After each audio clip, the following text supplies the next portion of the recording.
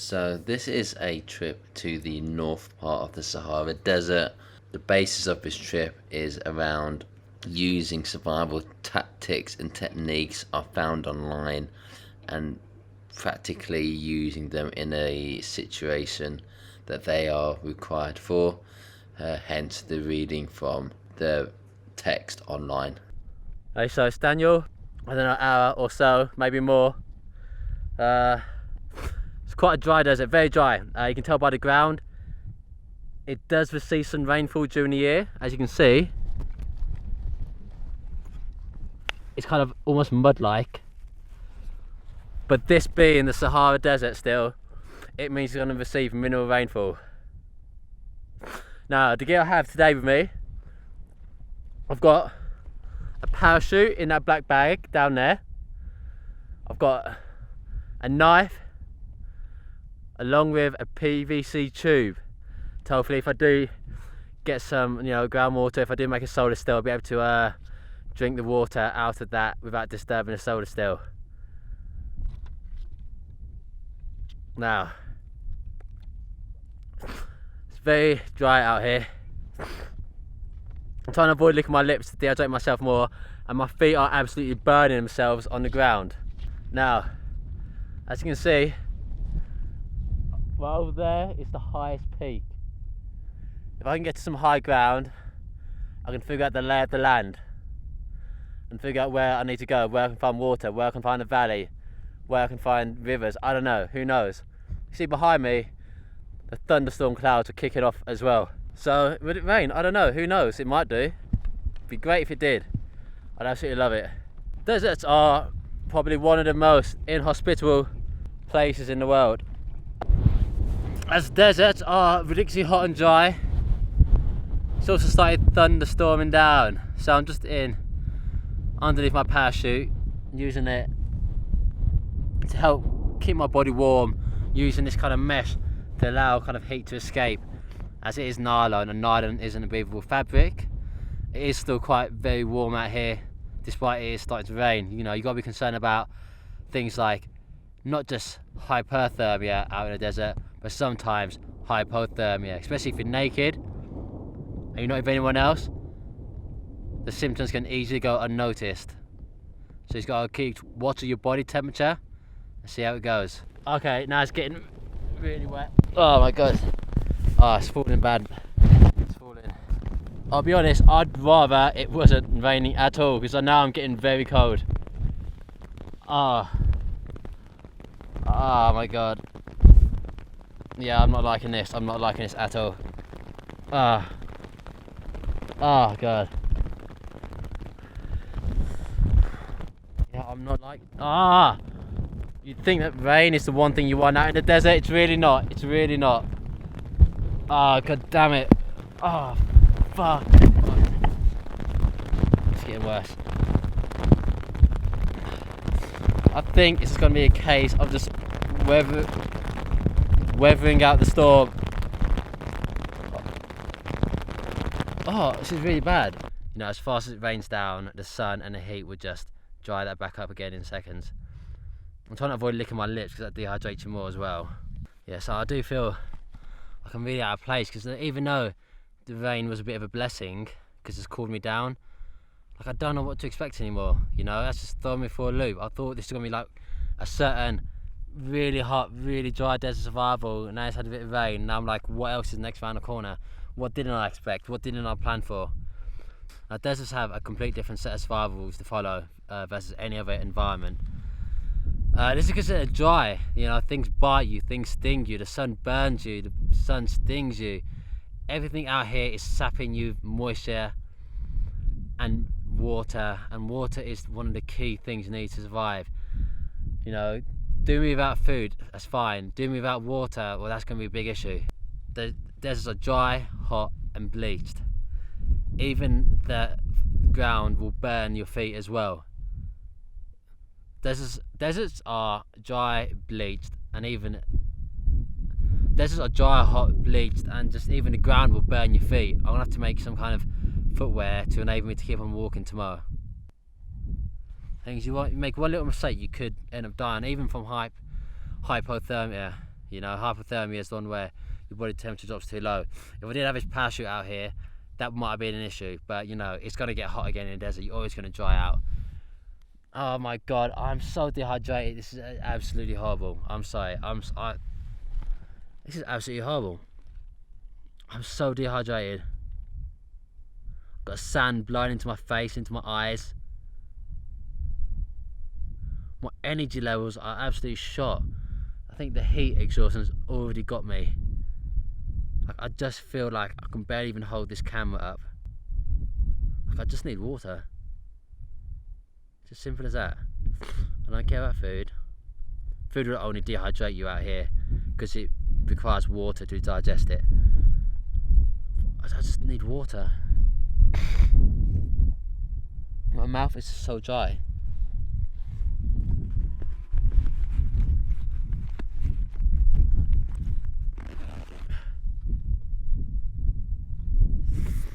You know, even taking away any scorpions or snakes or anything that could be out here to harm me, the heat and the sun alone is enough to kill you.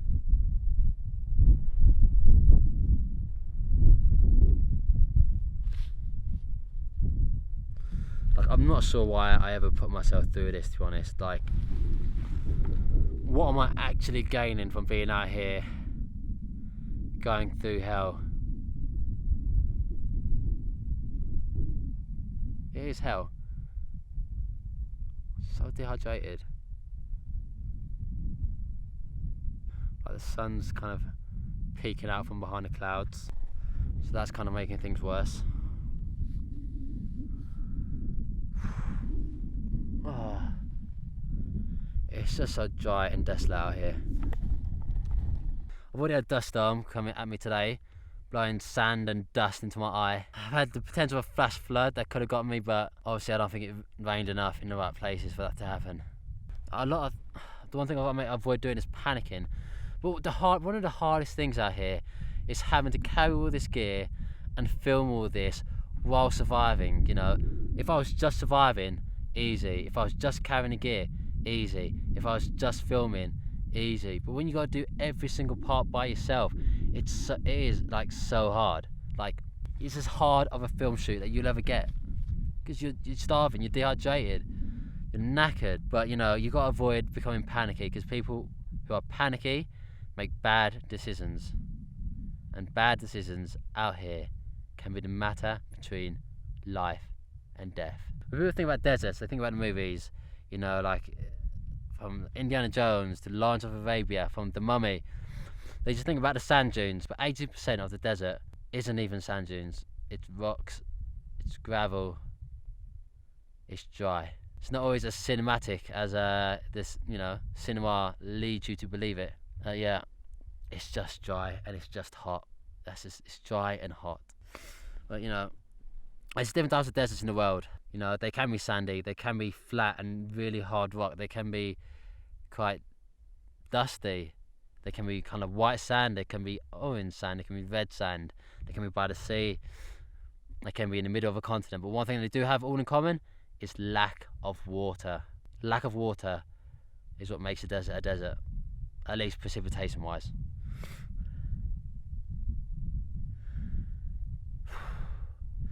The low yearly rain this place gets is why no one lives out here. It's why animals don't live out here. It's why nothing lives out here. And it's why it's a place you don't ever want to find yourself in if you have to survive. If I had a choice, a desert would be my last choice of a place to survive. So unless you can find water, unless you're close enough to a town, then you've got no chance of getting out. At least if you're in a forest, you can actually survive in the forest for a while. As long as you can actually survive in the forest for a while, as long as you can stay warm enough and dry enough. You see, my dryness in my mouth is making me mess up my words, and it's getting more difficult to film. This is only day one, and I just wonder how hard the rest of these days are going to be. I've got no idea, to be honest. I don't know what I've got myself into.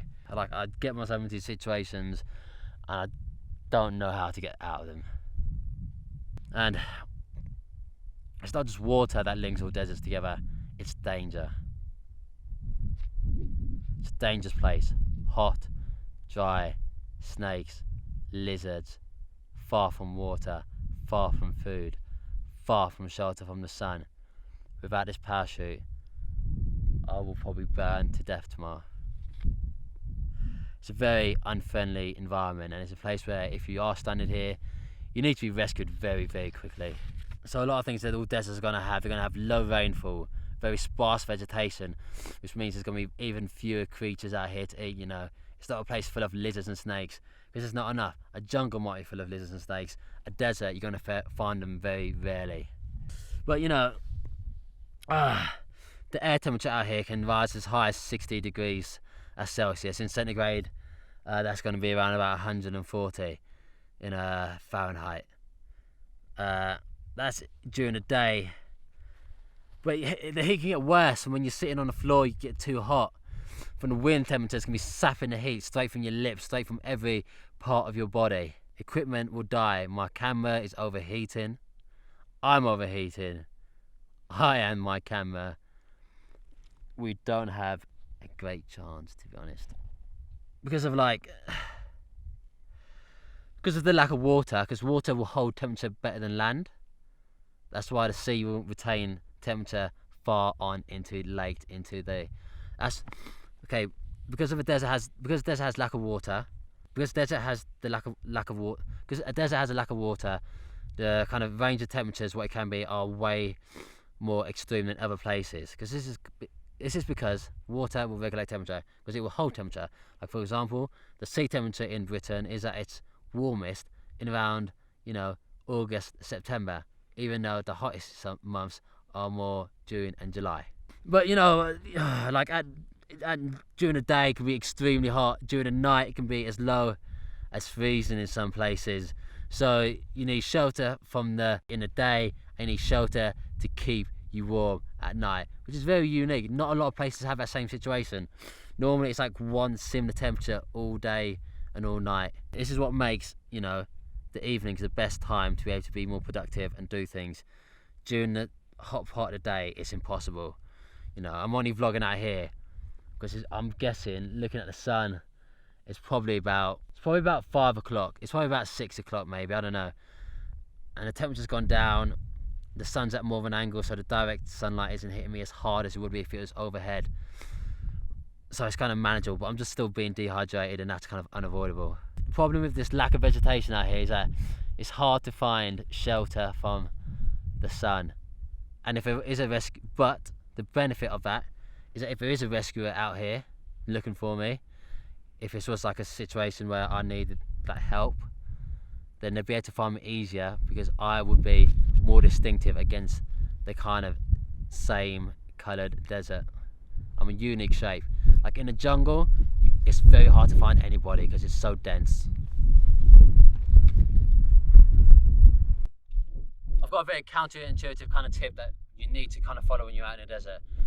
Your number one priority should not be trying to find water, because finding water takes a lot of energy, it takes a lot of water just to get your body moving in that way. It's like raining again.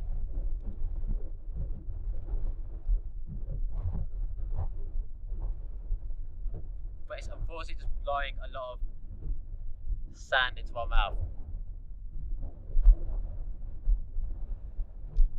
But yeah, your number one priority should not be to find water out in the desert.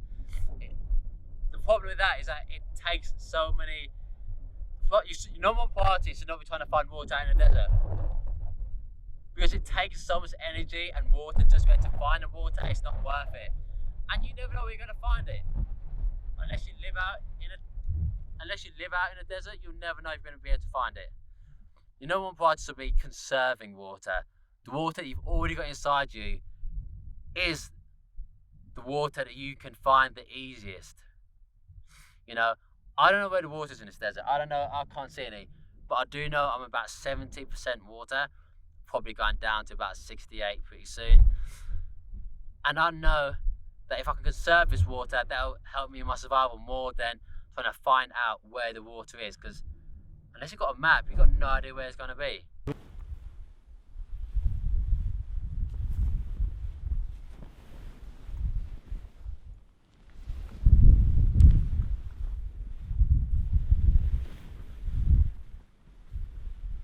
Here's my shelter all done. As you can see, it's nice and airy.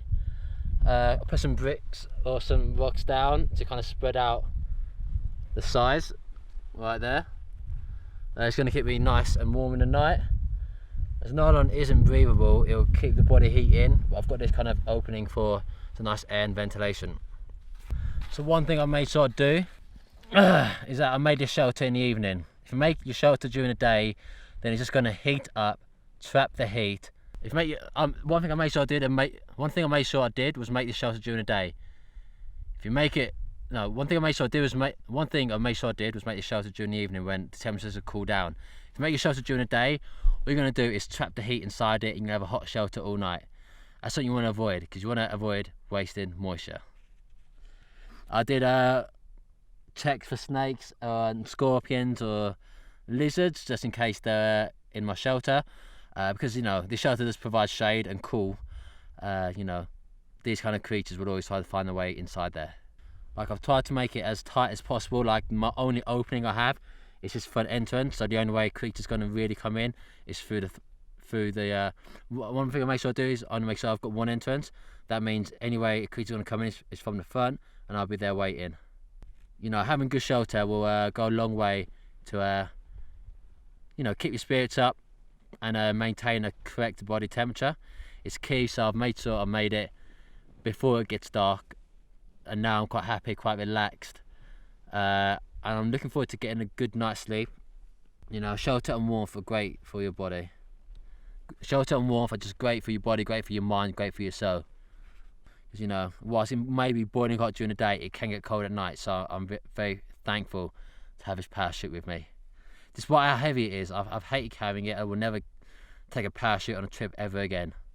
You know, finding a cozy spot is almost as important as finding a cozy spot is almost as good as finding a shaded spot. You know, it's great for your mind if you get a good night's sleep and attack the day like a fresh day, and just try to replenish your energy levels as your kind of sleeping does. You've always got to be careful. Like, over there is an overhang. I checked that for any kind of creatures. I don't think there's any in there, so I should be safe. You know, any overhang creates a lot of shade, which is perfect for any desert animal, because they hate the heat. They truly hate the heat, like any of us do. Having this opening allows the air to flow, which is going to be key. You know, Bedouins often carried large shelters which could be put up in a very short amount of time. They're often airy and enabled plenty of shade, but also plenty of airflow. Even in the Saharan desert in the Americas, it's been known for temperatures to go from 134 Fahrenheit in the day to about 40 Fahrenheit at night.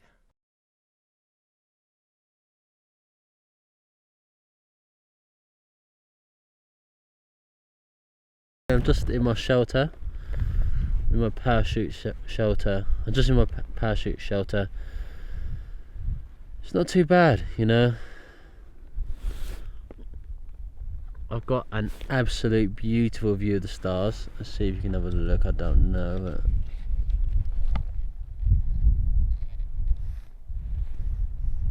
but I don't know if this camera will actually pick up any image of the stars. But yeah. So I am kind of slightly scared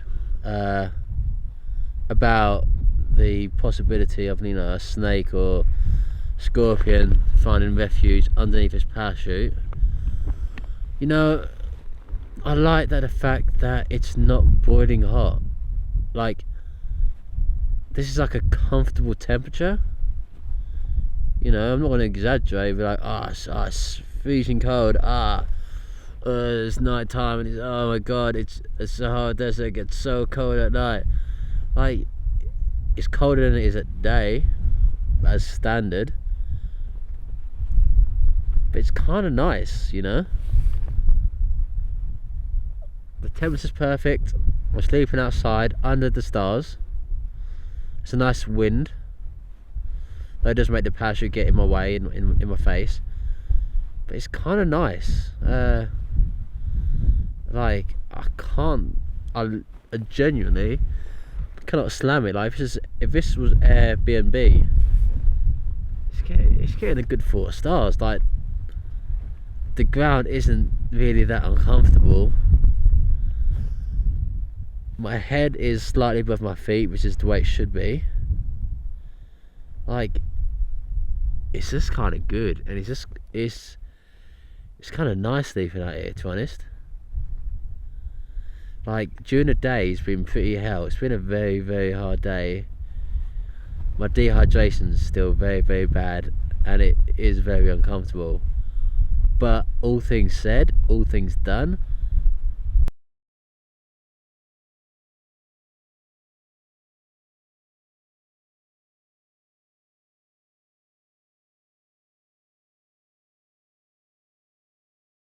So this is a trip to the north part of the Sahara Desert. The basis of this trip is around using survival tactics and techniques are found online and practically using them in a situation that they are required for, hence the reading from the text online. I've just woken up. It's my second day in the desert. Very dehydrated. Night sleep was interesting.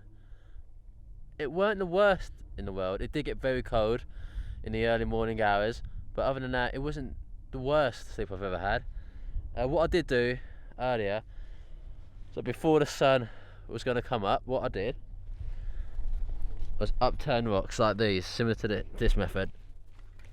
So I'd upturn these, and basically the coolness underneath the rock, which has been there from the day before and all night, that will allow dew to form on here. Now, I've done it to quite a few rocks. I don't feel like it's worked too well, but by leaving this metal can out, and by leaving this can out, what I've done is managed to get some dew forming. It's on a plastic can, but it seems to have worked.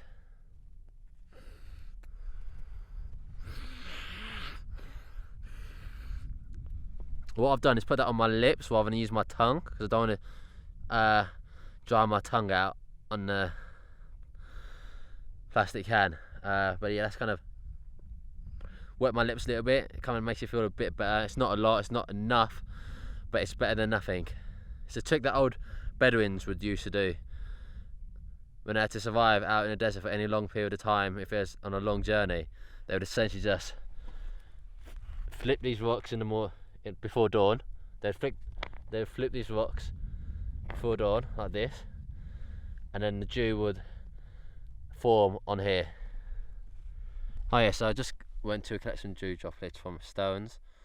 It worked best on my plastic can, which is able to cool to a lower temperature, and it did form on there. Maybe I had the can out at more of a longer, most advantageous time. Maybe the material is different, I don't know. You can also collect dew from plants in the desert, but yeah, like not this part of the desert, I don't think. Just in terms of the fact that there was barely anything on the rocks. Well, there's pretty much nothing on the rocks. There's barely anything on my container. So trying to do that in a way that you can with like the desert grass like this, realistically you've got no chance really getting anything worthwhile from that. When you're out in the desert, if you're in the desert in the middle of the day and you're at like 40 degree centigrade or Celsius heat, the average person, if they're walking around, will lose about 900 millilitres of water per hour. This will be done through sweat. Now that is a ridiculous amount. This is why you always stay out of the sun, because you can feel it just sapping your energy. You can feel it burning your skin. You can feel the sand burning your feet on the ground. You do have to watch out for signs of dehydration. I haven't really urinated much. Haven't urinated today yet. Yesterday when I urinated, the colour wasn't really all that good, which isn't really a good sign. That means I'm sweating out most of my moisture, which is not very good for me. It means I'm not conserving that means I'm not conserving the water I've got inside me enough. Yesterday in the sun, when I was out here in the middle of the day, my God, I felt so exhausted. You know, I felt nauseous, I felt sick, I felt like I was too weak to even hold this camera. Right now, I can hold this camera fine, pretty much. I'm dehydrated, but I can hold it. But yesterday when the heat was out, oh my God, it felt like I was carrying a brick house in my hands. It was that heavy, I just could not hold it. and I could not keep on walking. I was suffering from muscle cramps as well. My back of my knee was kind of cramping up, which wasn't too good.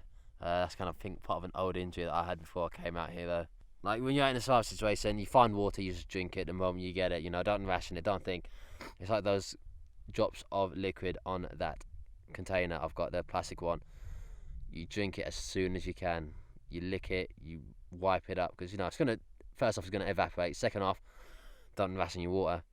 You know, people have been found out in the desert, dead, dying. People don't ration your water. People who have been found out in the desert, dead from dehydration with full canteens of water. It's just because they rationed it, and the dehydration and death kicked in before they could even finish their water. So it's kind of a bit of a balance. You've got to make your own judgment call. Do you drink it all now? Do you all drink it all later? I drank all my water before I started the challenge, because that is what the challenge is, no water. I have been collecting my urine though, but I haven't put in any today. I'm not sure what I'm going to do with it. If I drink it, it could be quite putrid. It's going to taste absolutely gross. I might try to use kind of a solar still type method and kind of evaporate the water into a kind of purified form. I can see the sun's really coming up now. Like, the weather's fine now, like the sun's just starting to come up. It's not hot, it's not cold. I can sit out here naked, I'm fine. But my God, once it heats up again, it's so cyclical. It gets cold at night, it gets really hot during the day. I'm gonna have to spend all my time in the shelter. It's gonna be absolutely like horrible, to be honest. No, I can't afford to stay here for much longer, to be honest. I'm gonna see what I can do. I'm gonna see what water I can gather, you know, try and make a solar still. But long term, I do have to leave, I think. Most likely it's gonna be today. Oh, I don't feel too good. I had this weird cough as well.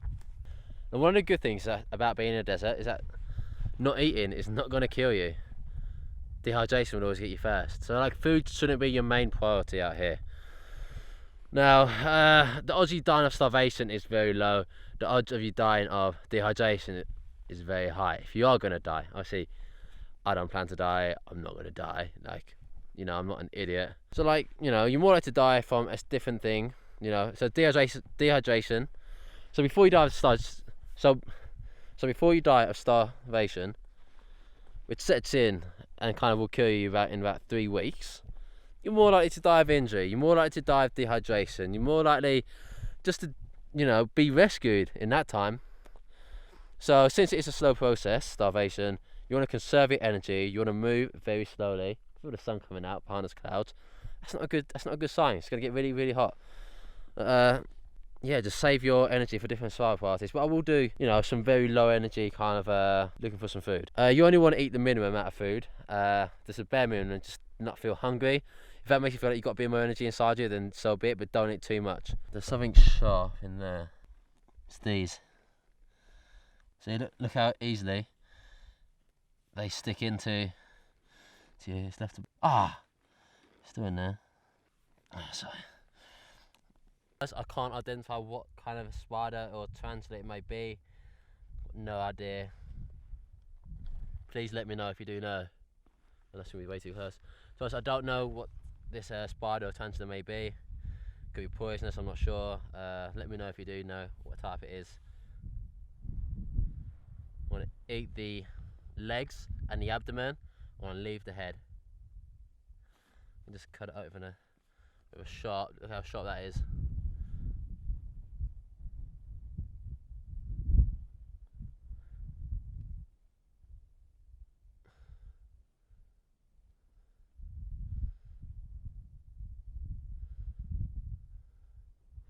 Put this down for 2 seconds.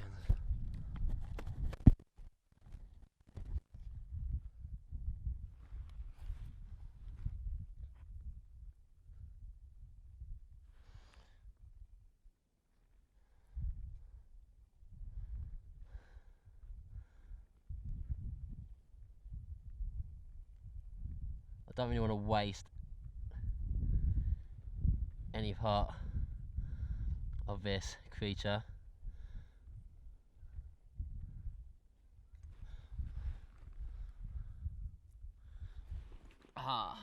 Yeah. Sun's starting to beat down on my back.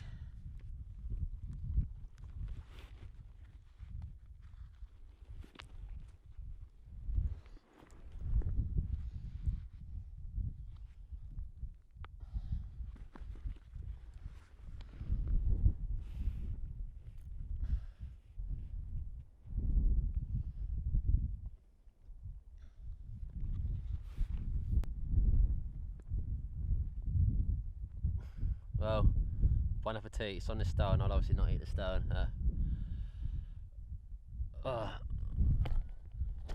Let's turn this camera there so I can see it better.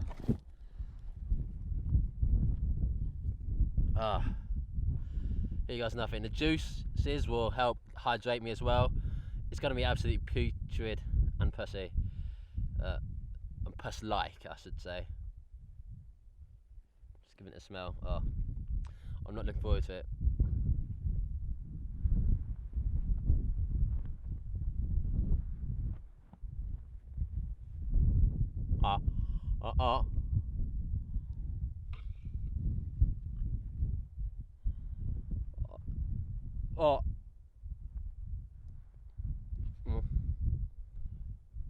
There's a rock in it.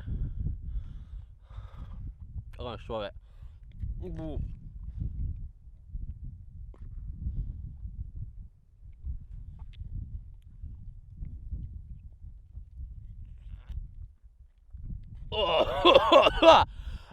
Look at that.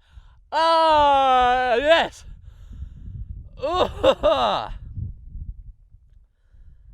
Oh, God.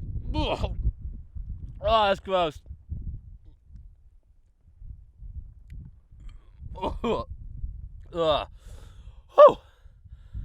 Okay, and there's just the head left. I do have to take out, there's a small rock inside there, so I have to take out, but my God. There we go, there's.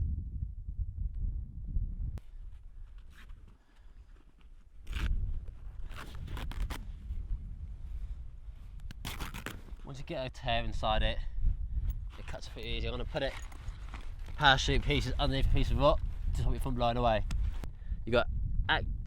There's two ways to think about rescue or getting out of a place.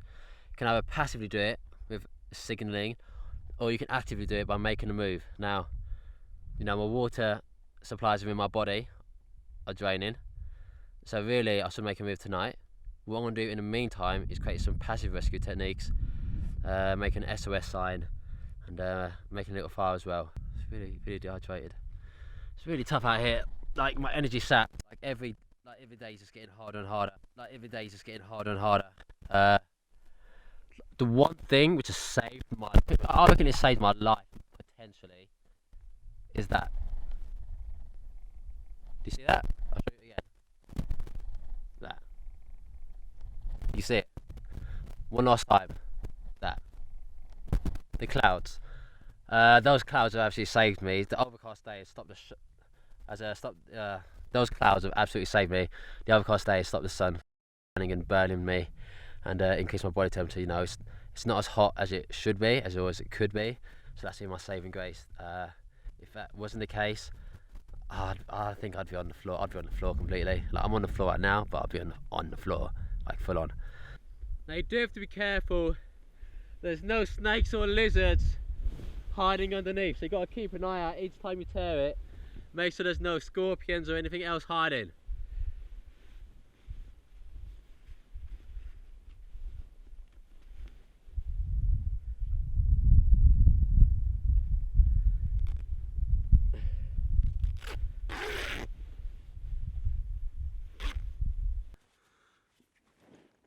A little shoe. It's actually a lot easier than I thought it was going to be. These will protect my feet from. Look at those feet. They've been worn down. Look how you got my skin colour there, and it's all just white from rocks and just minerals.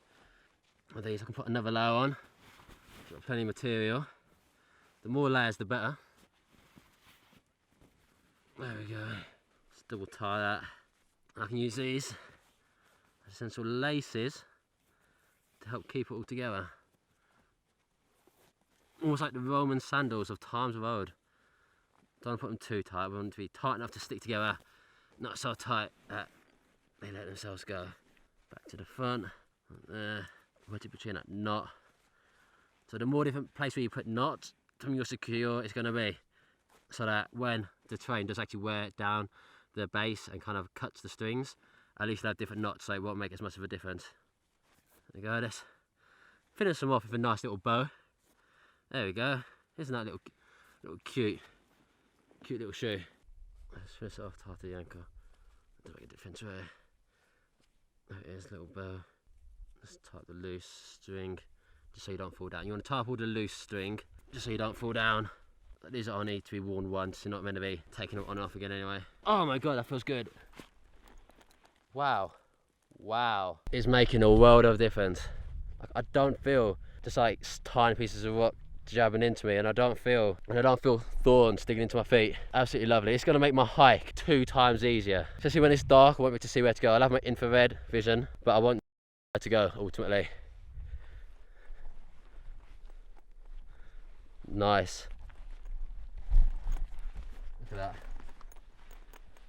Let's take a punch. I need a sharp rock.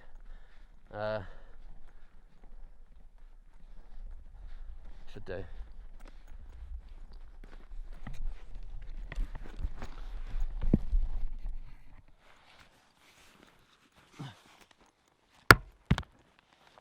Harder.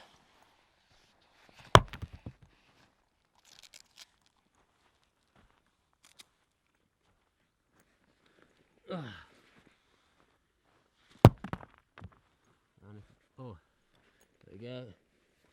Look at that. This isn't actually from that attempt. I think I did this earlier. As you can see, it matches the same type.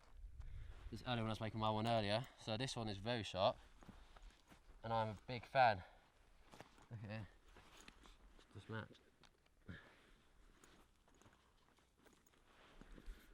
There you go, see. Pretty handy, didn't really need to smash that right there. Okay.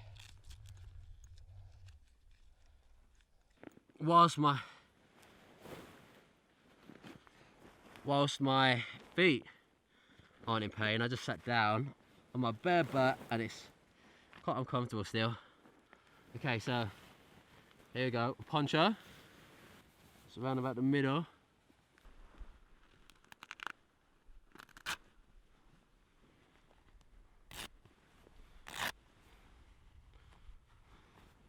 Got a big old head, so need to make it a bit bigger.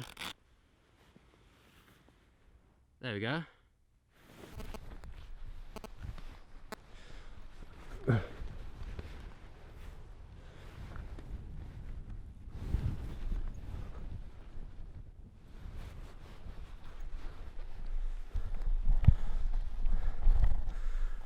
Now I've got a working poncho as well.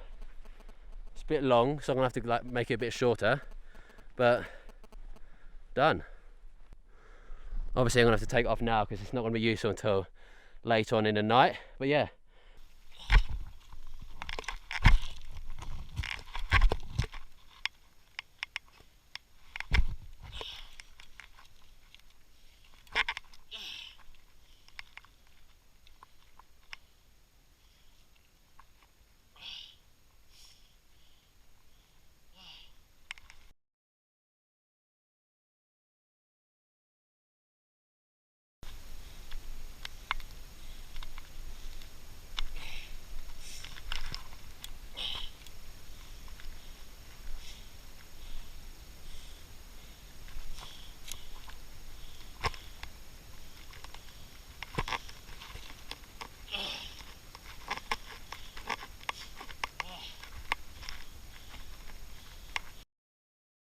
That's my way down.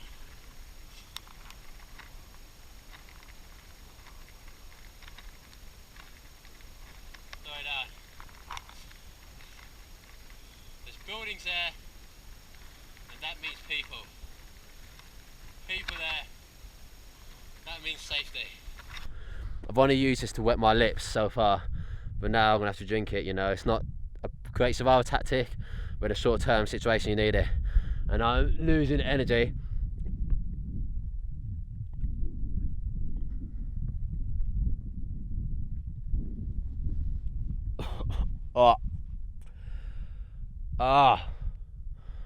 That's absolutely gross. But there's a thing I knew that was going to be bad. It's worse than I thought. It was worse than I thought it was going to be.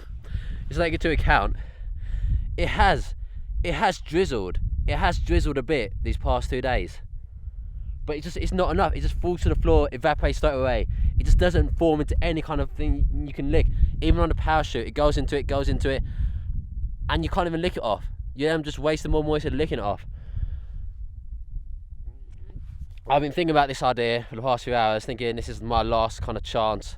I'm going to try doing an enema with this urine. It's not nice enough to drink, so I'm going to try an enema, and essentially my organs inside will essentially absorb the liquid, and that'll hydrate me, and it'll avoid me having that horrible taste. I've seen it done before on TV a few times, enemas, and I know that urine therapy enemas exist. I remember seeing it online at one point, people using urine therapy. They have sometimes drink it, and they've also used it in an enema. They've also used coffee enemas, I guess, to get the caffeine into your system fast, and urine enemas. Okay, so I'm going to give it a go. What I'm going to do is lie on my left hand side. That's the best way to do it, to avoid losing any nutrients from your bowels. But essentially my bowels will be absorbing all this. This is going to be absolutely gross. I bloody well know it. I bloody well know it. Oh, get a tube going. This is what happens. I'm so desperate for hydration, and I need this for the walk. You don't realise how, you don't realise, even when it's overcast now, I haven't had a proper drink in the Sahara heat, and I know this could work. It might not work, it could work, but we're going to give it a go. So put this inside, not too deep. Just when I tip, I'm going to tip it upside down, and tipping it upside down will cause the liquid to flow through. I'm going to try to tie this around to make a kind of plug, to stop water from coming out the sides.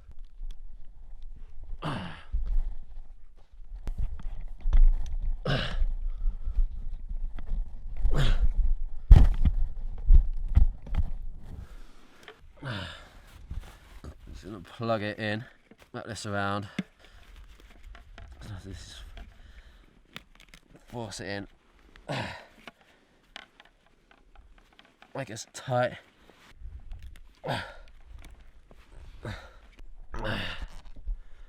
Okay, as tight as still as I'm going to get.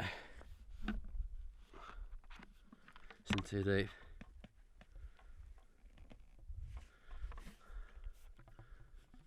There we go. Oh my god, that looks absolutely gross. Okay, I'm going to lie on my left hand side. Oh. Oh.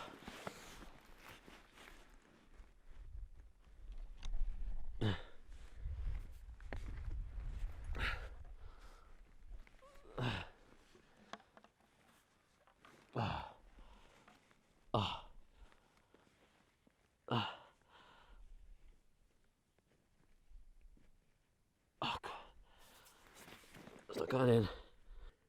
Oh.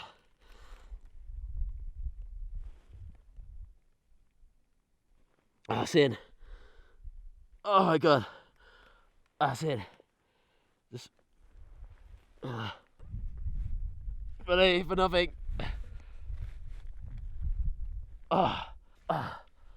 Other side.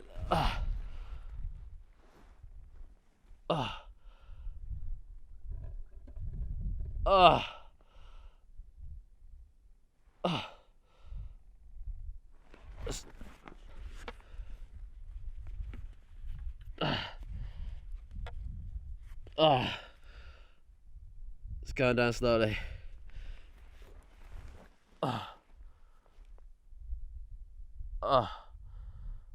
There we go.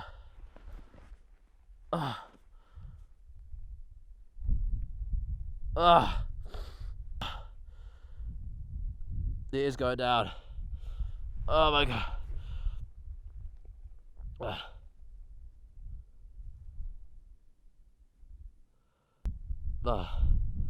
Just let that sit for a bit. I feel so much better after enema. Like, I don't feel like I'm fighting fit, but I feel like I've got some moisture inside me. I'm just at the moment avoiding bending down, as that might force the release of those fluids out of my kind of rectum, because essentially I want to keep it in there as long as I can. and as my my bowels, my rectum, whatever, is going to just essentially absorb it all up, and it's going to kind of be used throughout my body. You know, I know there's obviously salt in urine, but I've been sweating a lot, and sweating gets rid of a lot of salt, so I've been missing a lot of essential salts. Now my plan. Now I've scouted up there, at the top of that mountain.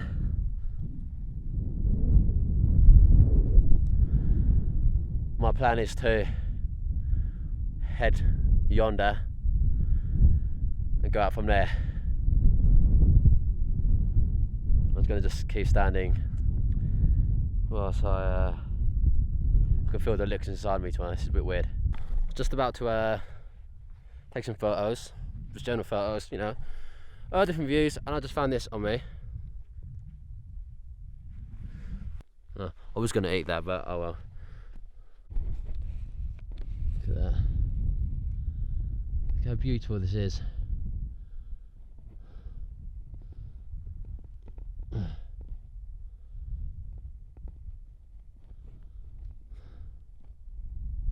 It's beautiful. As much as you're out here surviving, it's easy to forget how beautiful Africa is. Look at that. Like light shining down from the heavens. It's absolutely beautiful.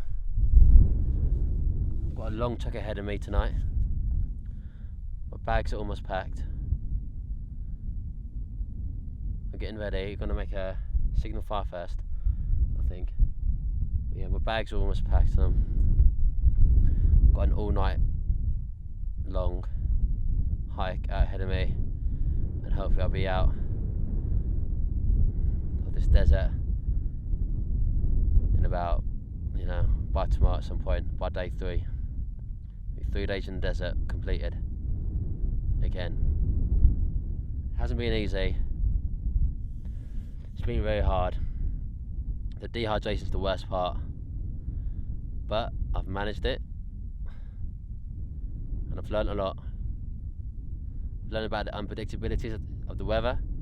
It's drizzled a few times, but not enough to collect any water. It only kind of dehydrates you more if you try to lick the water, because you're kind of using your tongue.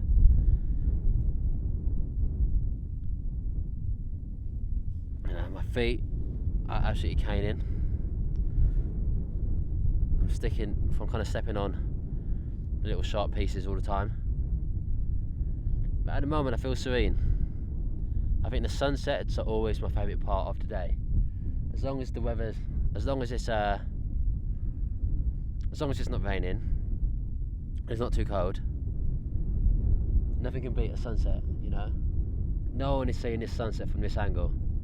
I'm the only one in the world at the moment who's seeing this sunset from this angle, and it's absolutely beautiful. Like, it's breathtaking. Like, it was as painful as this trip has been.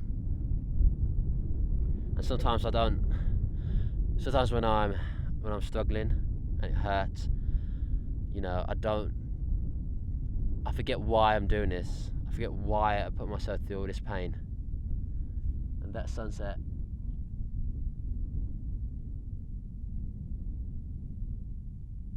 is worth every ache and ah.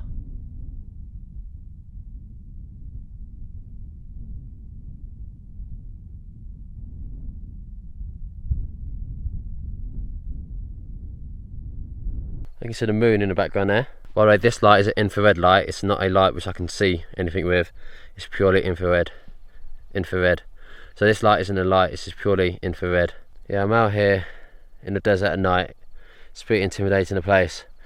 But what I've kind of done whilst I've been out here the whole time, I've avoided making a fire during the day. This is because if you make a fire during the day, all you're going to do is end up heating up the area where you are. You're going to get hot. You're going to get dehydrated faster, you're going to lose moisture. So, making a fire at night, and resting for a fire at night, it's not just for the warmth, because I'm not really too focused about that. It's not too cold at the moment, but the focus right now is for signalling. Now what I've done is come up a hill, so I've got the best vantage point possible around. I'm going to set the fire, and then that light from that fire will be able to be seen by so many different people. Well, So I'm going to set the fire, and that light will be seen from miles and miles away. So if there was anyone in the area, we could hopefully try to attract them to this location. We couldn't do this during the day because a fire doesn't create enough light to kind of be noticeable in that distance, and I wouldn't be able to create enough black smoke enough to attract people my way. So yeah, I'm just going to make a signal. I'll put the camera down, and what I am going to do, I'm going to use the battery. What I'm going to do, I'm going to take the battery out of the shotgun microphone. I'm going to use that against some steel wool, and that's going to ignite it essentially, and it's going to help me create like a noticeable flame. I'm going to use this that spinning technique first. See, I'll take the audio out.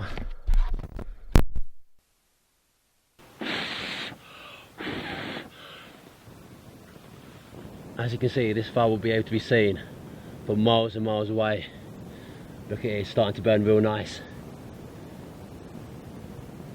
So stay away, it is nylon so it doesn't burn too well in terms of fumes. Okay, so what I'm going to do is get this. I'm going to tie some of the string that I saved. I've got this steel wool. I'm going to tie this string I scavenged from the parachute. Just tie it around.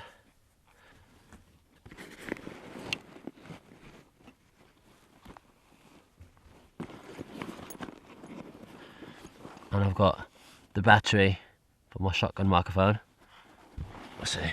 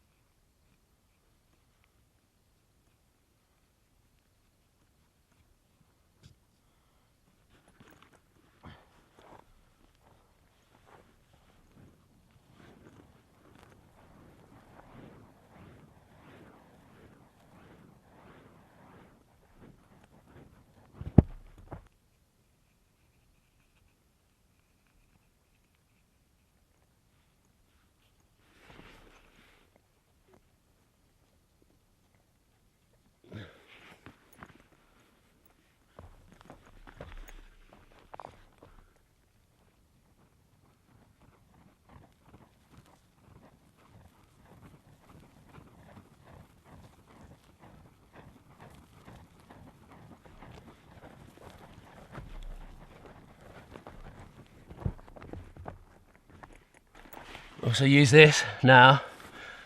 Now that will attract anyone's attention if they see it in any distance. It's quite an irregular way to create light, but it seems to have worked. Now what I will do as well, I'm going to use this to light up the parachute. To me the parachute's dead weight. Should be a dry night. I'm going to be hiking the whole night, so using this parachute is pointless. I made shoes, bandana, mouth guard and a poncho from the parachute, and this is all the remainder that's left. It's dead weight, I should burn it. It's going to create a fire, which you can see in the distance. Nylon does kind of set a light fast and burn quickly. It's not a slow burner, so let's have a look.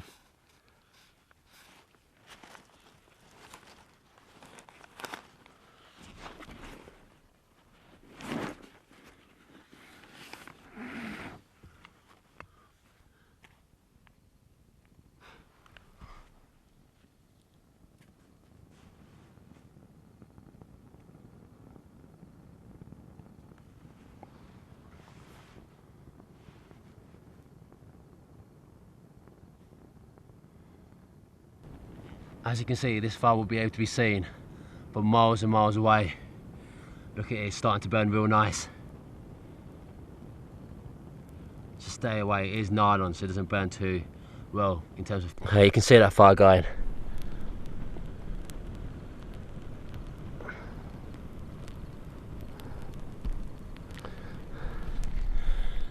See.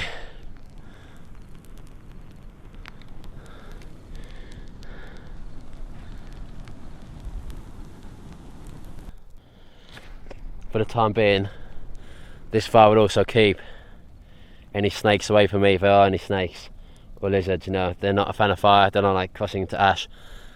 Don't know why, maybe they don't like it.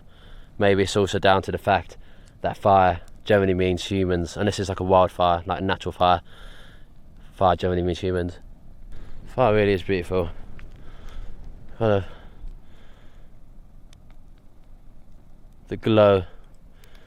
glow is a very old time fashioned feeling to it. Okay. This may well be my highlight of the trip. That and the sunset earlier.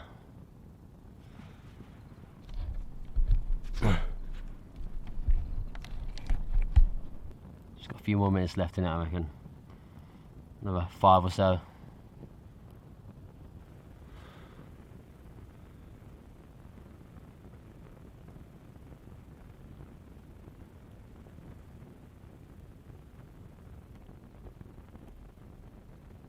The only problem with rescue in the Sahara Desert using light or fire at night is that there ain't nobody around.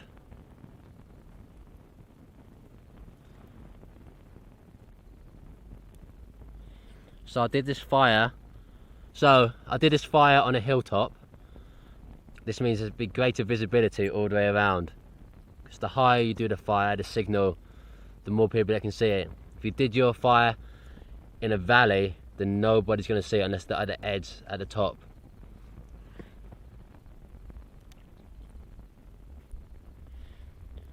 One of the positives about this fire as well are that it keeps the mosquitoes away. I've been feeling myself being bitten by flies and mosquitoes around here a bit earlier in the evening. This fire will keep them away for some time. You know, they're not a fan of ash or fire. Fire's about to go out soon. But yeah, the idea is that I made this fire on the top of a hilltop. This means that it have greater visibility in the distance. If you make a fire in the valley, then only people who are higher than you will be able to see it. But if you make it on a hilltop, you get greater visibility in greater further distance where people can actually see the fire.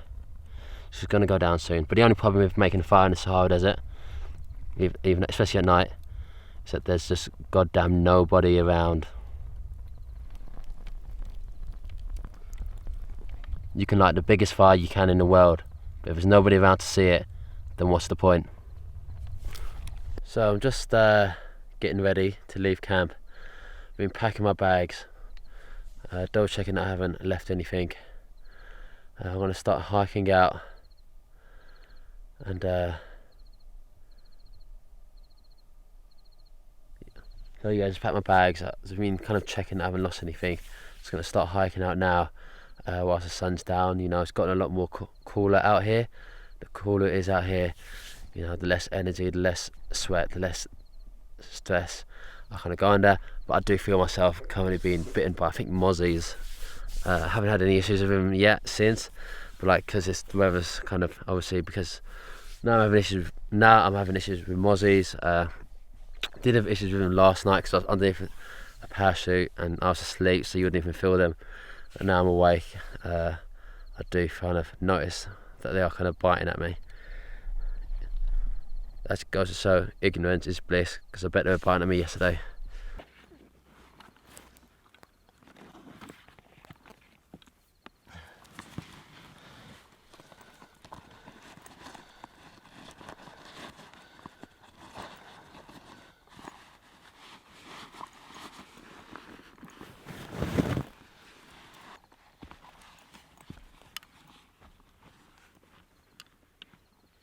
So hiking out, visibility is poor. It's weird having this kind of big bag back on because I'm kind of sunburnt, naturally sunburnt, I guess. I'm sunburnt now. I've had worse sunburns though.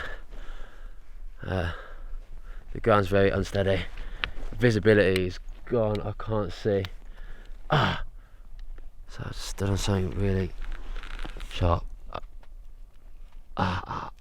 It stays again. So if you can focus, See that? Those sharp balls. They're just.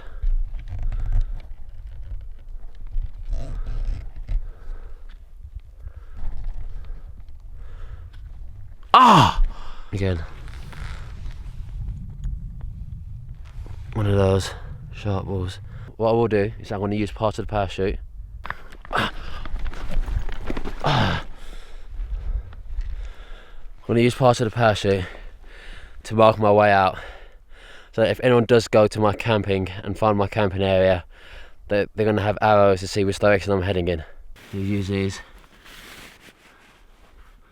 like an arrow shape by getting itself to double back on itself.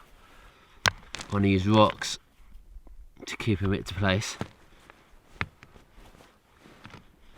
just so when the wind does blow, it won't blow it away. No, I think that looks pretty good. It's a pretty decent arrow shape, pointing that way.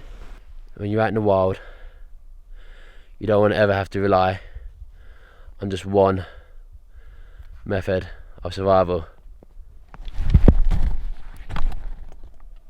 The hell was that?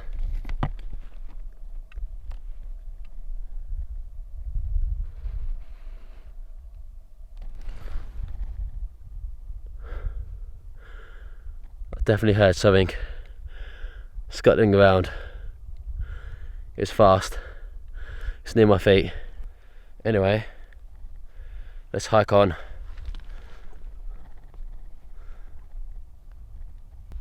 What's that noise? You know what?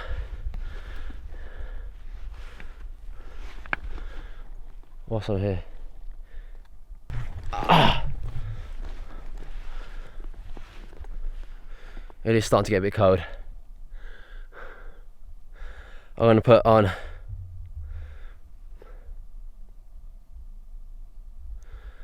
it's starting to get a bit cold. I don't want to have to waste energy trying to keep warm, so I'm going to put on my I can't even think of what the word is. This dehydration's getting to me. I can't even think. Poncho, getting bitten.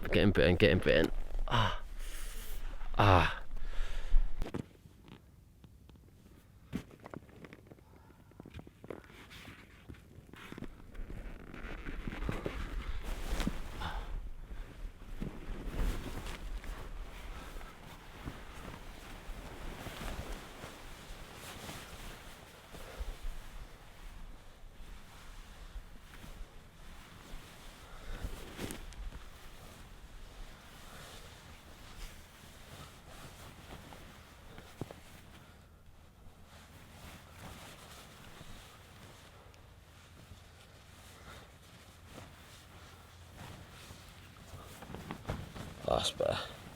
That's so much nicer. Oh, so much nicer.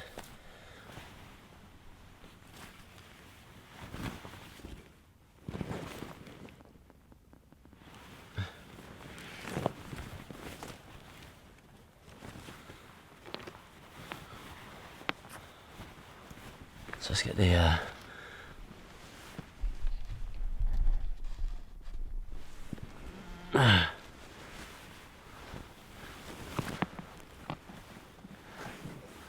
then on.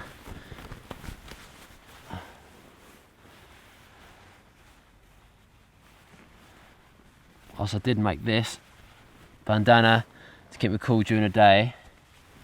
It was overcast, so I didn't really need to use it to keep the sun off me. The sun's not shining on you, it's kind of just another layer to trap heat in. Which is what I'm going to use for it now. Or use it for now. I can't. Take it back to my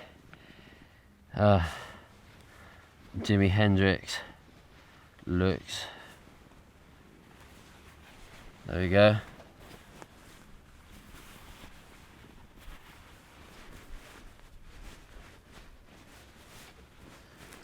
Fold it again, we fold it one more time, since the head is one of the major heat loss zones of your body, it's going to keep the heat in. Just need to rest for a second.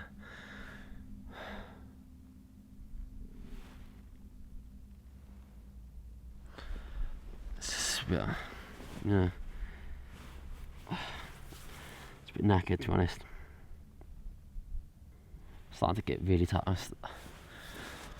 I need to start moving again soon because I'm getting tired, and if I get tired, I'm gonna fall asleep. I think that's. I think it was my other camera. I think the SD card's full. I'm too tired to care about that, to be honest. Stop. I don't know why I'm making that sound. Okay, so I think you turn yourself off. Oh man. I'll tell you this. Sitting down and doing nothing is so much nicer than walking. You can really feel the cold without this poncho over screen. So it's not. I really should not be on the ground staying still, but I'm just so tired. I want to lie down for a bit.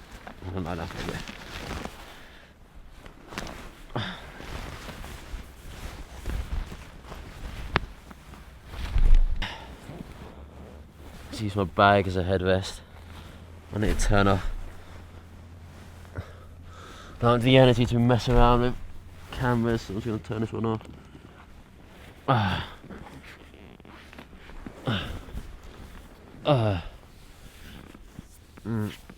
Let's talk. You know what? As I go, I'll be a trooper. Okay, let's. It's kind of comforting. To see your own face on camera. Okay.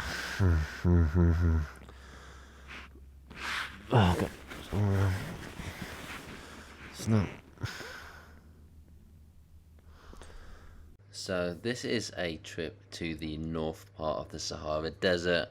The basis of this trip is around using survival tactics and techniques are found online and practically using them in a situation that they are required for, hence the reading from the text online. So I've just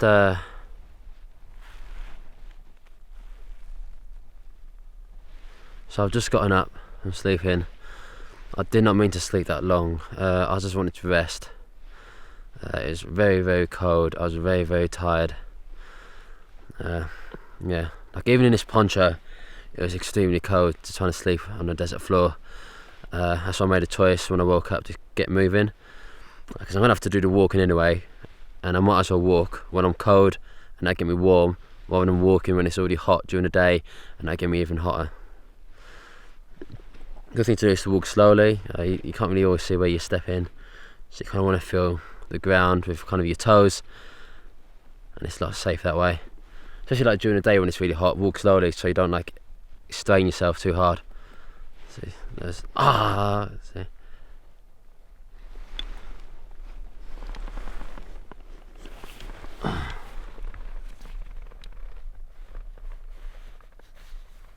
That's fine. False alarm. Yeah. Okay, that one felt less of a false alarm. Yeah. What we want to do as well is take the easiest path. You know, you don't want to be climbing up hills or mountains or sand dunes. What you really want to be doing is staying down low in the valleys. You know, climbing up will exert a lot more energy than kind of walking around. Even if walking around is a further distance, it's going to be a lot less energy than it'll take to climb up the mountain. Or like sand dune in this case. Now it's all kind of similar things, but it's better like zigzag in and out rather than going straight line, up and down, up and down, up and down. So let's keep walking. In any survival situation, it's very important to kind of mark your trail. You know, if you leave your camp, you're going to want to mark some kind of arrows or some signs or some notes about where you're going.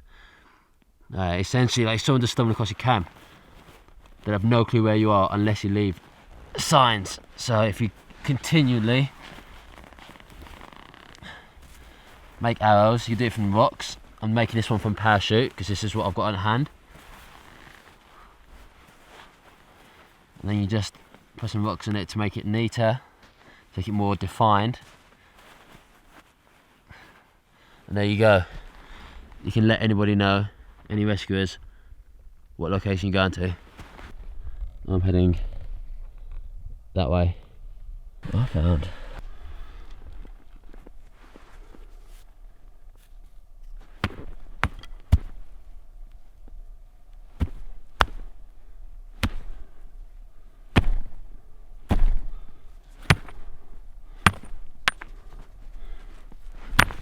Bear in mind, I cannot see this bug at all. I can only see it through my night vision camera.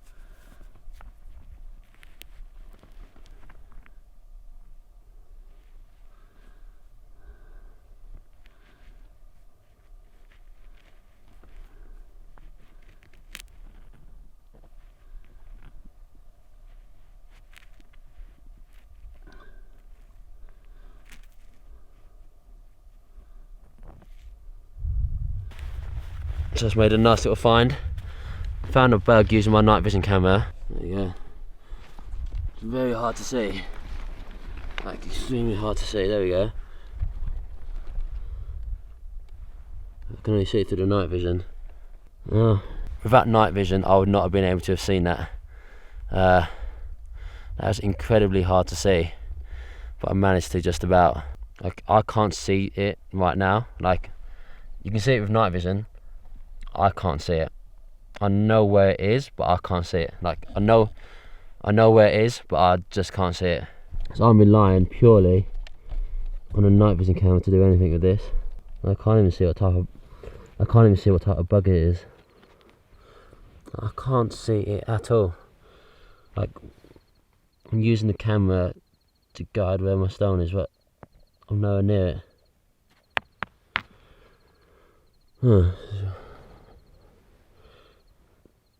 It's weird one that you've killed an insect to eat, like a beetle of some sort, but you can't. You can see it on camera, but you can't see it.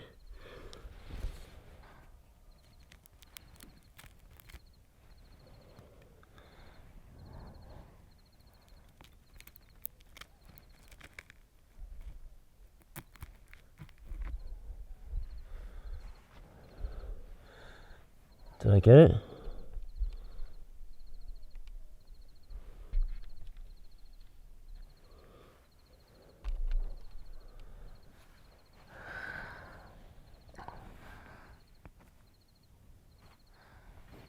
There we go.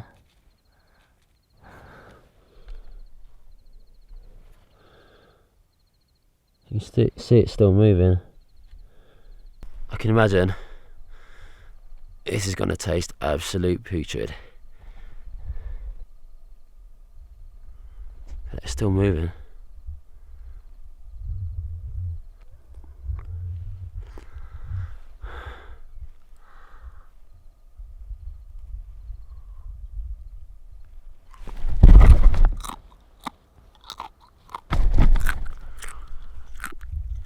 Alright. Oh. Oh. Oh.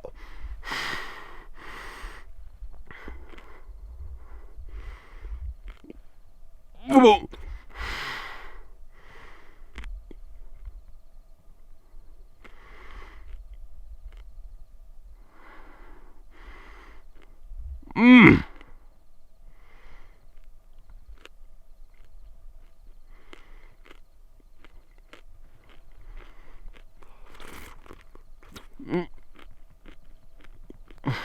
Mm. Mm. Mm.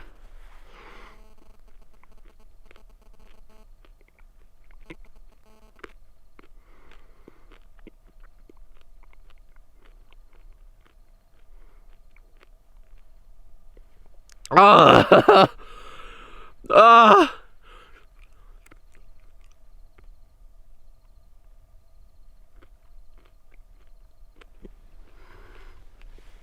Ah!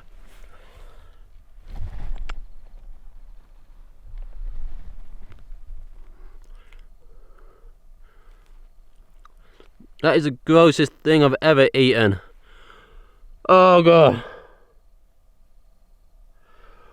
Oh.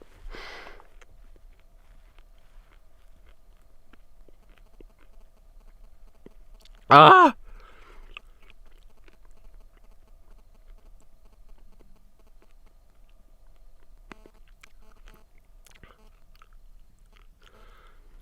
Oh god.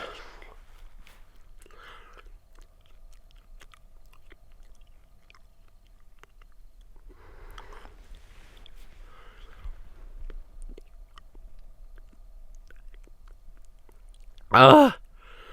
Ah.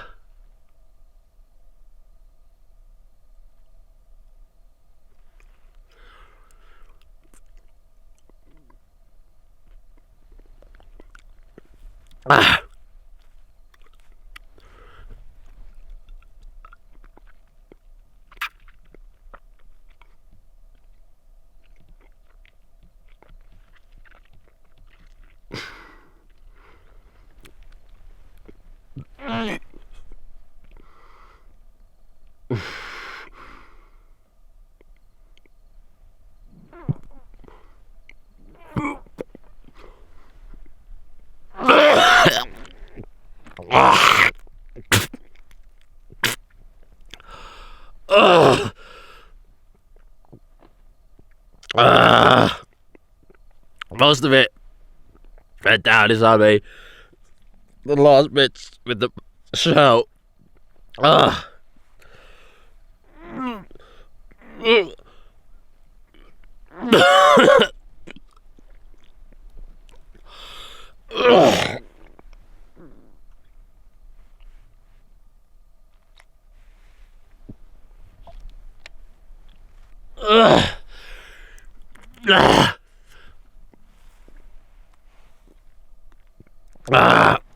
I mustn't be sick. If I'm sick, you lose any water content in your stomach. Most of it went down, but my god, some of it came back out. Oh my god. My gag reflex has never fought so hard.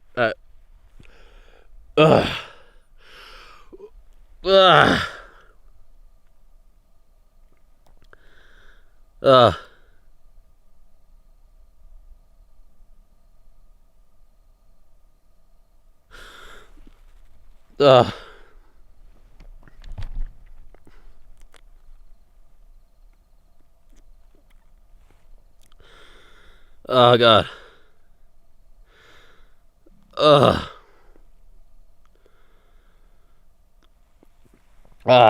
Thing is, whilst the shell is hard and dry, the insides are pure mush. Which is good in this situation because that's a lot of liquid. That's a lot of liquid, but it's the worst way to get it.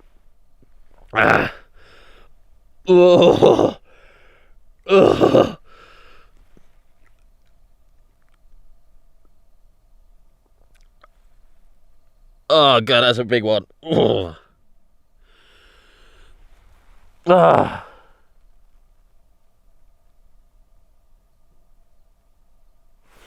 I need to make my way out. I can't be doing any more of those. I cannot be doing any more of those. Oh my god, I so badly wanted to be sick. That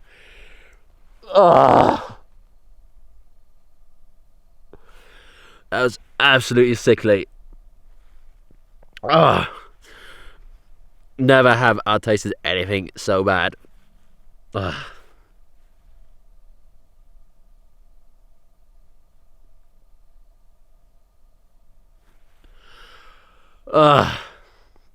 Okay.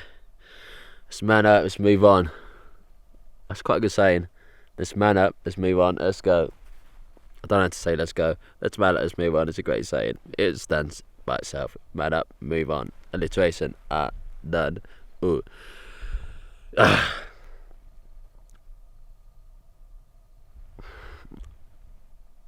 Oh. That was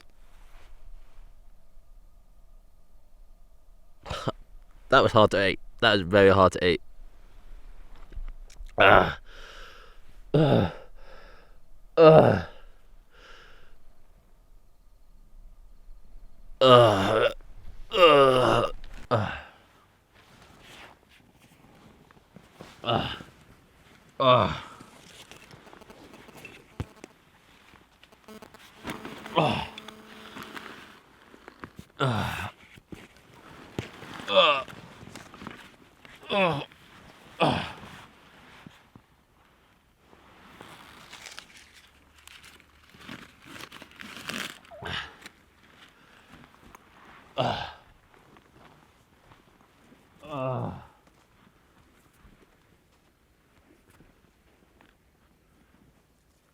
That very much had a very barbecue-like aftertaste now.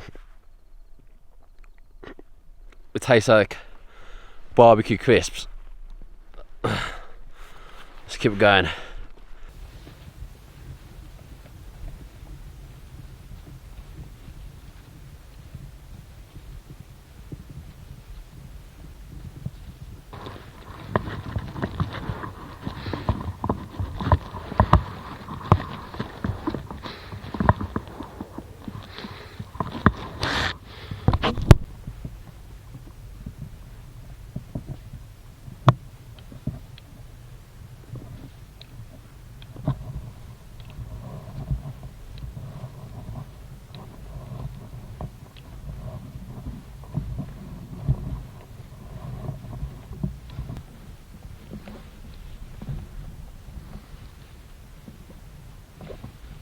So I've been sleeping and hiking all night, kind of a mixture of both as I got very tired. I did plan to hike all night, but I got very tired. I had to fall to sleep and rest. That's what that kind of heat does to you. I'm just walking out now. The key way to get out of any kind of situation in terms of an environment is to try to go downhill. People generally don't build cities on a mountain. They normally build them at the bottom. I'm very dehydrated as I make this long walk back to where I need to be. Things you want to listen out for are roads. I don't know whether I can. I feel like I can hear one. I can't see it. I feel like I can hear one. I'm so close to almost being out.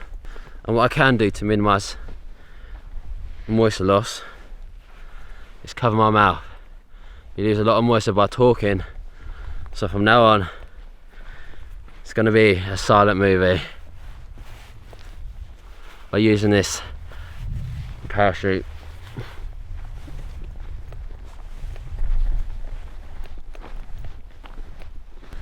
Another method is also breathe through your nose rather than your mouth. Just keep your mouth shut.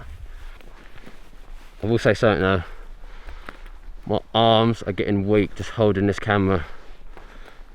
It's that little energy I have inside me, that little moisture which is required for you to do your daily tasks. That's why I keep switching hands. And as you can notice, I've gone to a single camera setup. As you know, my energy levels are much too drained, especially when I'm walking. I can't afford to be walking forwards and backwards, setting up new shots constantly and out the nose. This also protects your mouth from getting any dust inside it as well.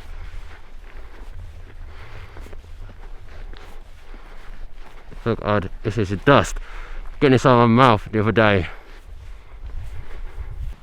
This, whilst it is nylon, will keep the sun off me. It's also not really so warm right now. It's not boiling hot, so this helps keep you warm when it's cold. and it helps keep me cold when it's warm. It's quite airy and flowy, which means there's good ventilation for any sweat to evaporate, rather than keeping it too close to the skin. You know, Bedouins often wear dark colours because dark colours will not reflect the light. Well, Bedouins traditionally wear dark robes. You know, people say often, if it's hot, wear white. But white would just reflect the body heat back into the body. By wearing darker clothes, you allow the body heat to leave your body much better. You know, there's arguments for both. There are benefits to wearing white clothing, benefits to dark. But you know, if the Bedouins do it, then the Bedouins probably have a good idea. They've been living out in deserts in Africa for millennia. Survival challenge purely with a plastic canteen. So I completed this survival challenge purely with plastic canteen, steel wool, parachute, and some plastic piping for my battery cut out. Completed this challenge out here, third day out in the desert, with a parachute, plastic piping, a water can, along with some steel wool. I then utilised a battery from my shotgun microphone to make fire. You know, survival's not all about having, you know, survival's not always about having the perfect equipment like machetes or knives or matches. It's all about us in there. If you can show some ingenuity, then you can do it easy. How many uses have I got out of this parachute? I'd say near enough 10 uses. It's been a great tool, and whilst it was heavy to carry in, it's really paid itself off in bucket loads. And there we go. There is the haven. It's another quick trick. Now, wearing clothing that covers your entire body prevents the sun's UV rays, which are very harmful, from touching your skin. That shouldn't be ever. Wearing clothing which covers your whole body, your whole skin, prevents the sun's rays from touching your skin, which will do a lot of damage to it. It's very harmful. Don't forget, often in the desert, if something looks 1 mile away, it's probably at least 2 miles away. So you don't want to get your hopes up high about how fast you reach your destination. But I feel like I'm getting close, because things generally look closer if you can see them. Because deserts are often quite flat and you can see quite far. You feel like just because you can see it, it must be close. But that's not true. It's like in towns and cities, if you can see something that's close, because everything's just like built next to your face. But out in the desert, it's spread out so far and wide. Our stories, people surviving out in deserts for weeks. So this is one Sahara Desert marathon runner who got lost off his trail and survived for weeks drinking bat blood. That is one guy who knows to never stop and never give up. And that's the motto, never give up. After the first day, part of me wanted to give up, but I didn't. To keep filming, keep going, just get it done. Goes to show, if you